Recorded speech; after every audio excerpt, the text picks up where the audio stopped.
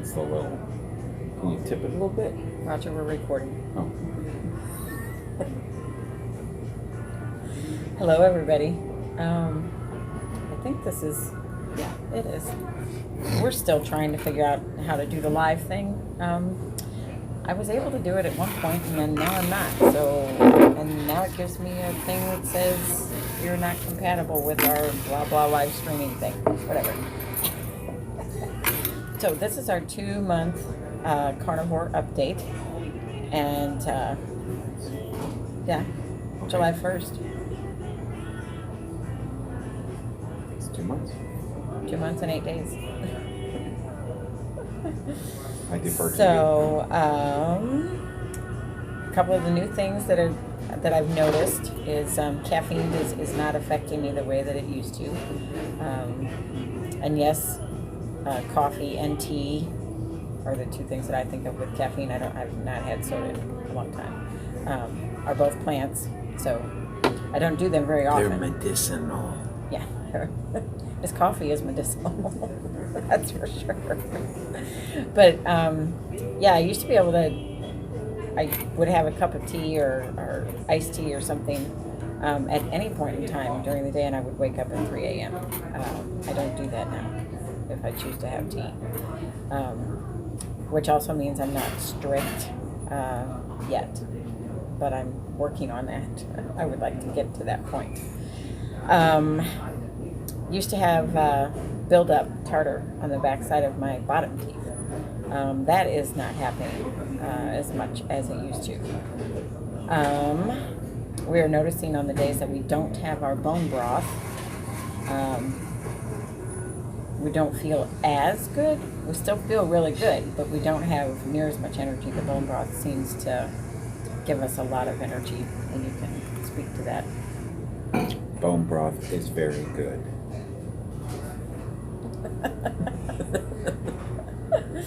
Yeah, we didn't have it this morning. I was at the gym, came home, running around doing stuff. We didn't get it in us this morning. So I need to start another pot of it because we're down to our last serving in the jar that we have at the house. I was going to share it with her, but I waited until she got home, and then we had to go. And then, yeah, so it didn't work.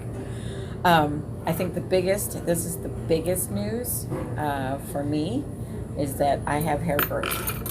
I have stubble on the top of my head, and he had to get a flashlight and his glasses. I saw it. So he could see it. But yeah, since my car accident in 2008, probably within 2 weeks after that car accident, I lost all my hair. Ear hair, nose hair, eyelashes, body hair, everything. And since then, it's come back 3 times, but I've lost it 3 times. And this last time, I think it's been probably 7 years since I've had hair growth. So that is really exciting. And there is part of me that is a little bit reserved because I don't want to get too excited.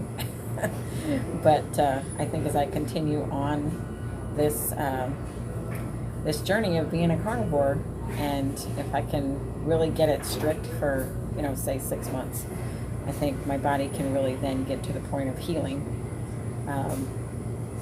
in more ways than I can even comprehend. So I'm really excited. He's really excited. I don't know if you saw our picture that we went to Sugar Fire. You can eat carnivore just about anywhere, although we're sitting in Panera, which I haven't been here in a long time because I don't eat salads anymore. And I would come here and I would have my salad made my way, which would be the Greek salad, the old Greek salad, and cucumber and avocado added, no feta cheese, and he's getting a phone call. So anyway, yeah, there's not a whole lot that we would eat here. I know they have meat on sandwiches, and you can do that and just not get the bread and the veggies that they put on things. So anyway, keep up with me. Subscribe to my channel. We had to record this one. I didn't know how to do it live. Although I did the one live this morning for my daily mantra mindfulness series group. So the biggest issue the biggest change in my life around carnivore has been, in my opinion, I think it has to do with the lack of carbs. Carbs tend to make me tired. Whenever I eat them, I just feel nappy. And that's to sleep, not like other nappy. Whatever that nappy is. But yeah, not having the carbs, I think, is huge. And I would say anybody that's a diabetic, whether you're a type 2 or a type 1, I'm a type 1, don't eat the carbs. Period. When I went into the emergency room with diabetic ketoacidosis, they told me previous to that I was type 2 diabetic, and I weighed 260 pounds.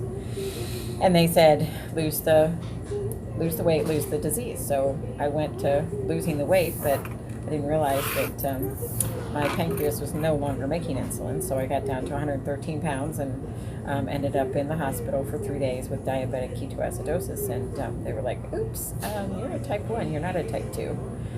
But since then, my personal journey has been eat carbs, chase it with insulin. Eat carbs, chase it with insulin. And probably since I left the hospital, it's been eat carbs, chase it with insulin. And that didn't even work. I could eat potatoes. I could eat French fries or a baked potato, or even sweet potatoes. Sweet potatoes, white potatoes, didn't matter. And 4 or 5 hours after I took the correct dosage of insulin, I would still be chasing my blood sugar number with insulin.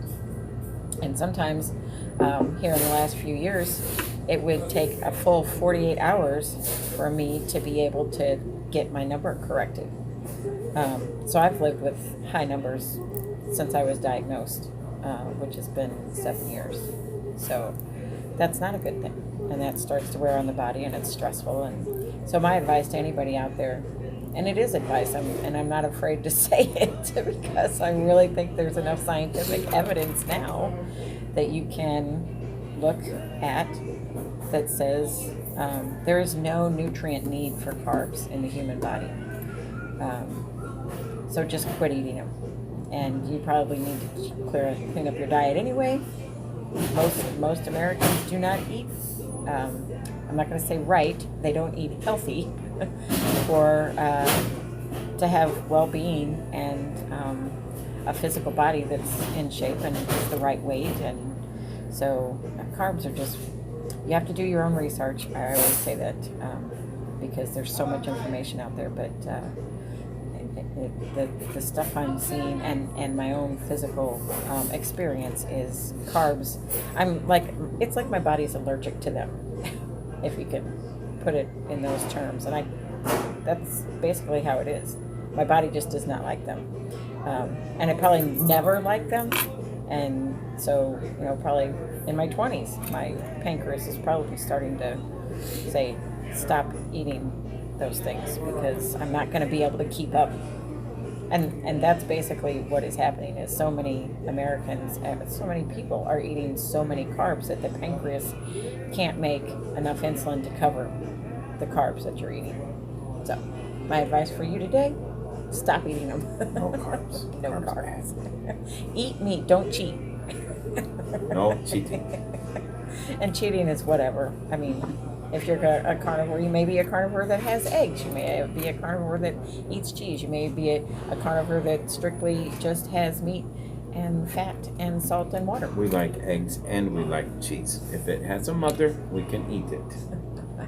Although, when I really get strict here, I really just want to be eating. Probably no cheese. Yeah, red meat. Just to still just give my body that extra bit of energy that it is expending trying to deal with any kind of anything other than meat. So anyway, did we have any questions? Did we bore everyone to death? No. It's exciting. The Try people it. that are watching this are not. I weighed 330 pounds. I now weigh like 265. I used to weigh 260. I now weigh 155. So anyway, have a wonderful day. Bye.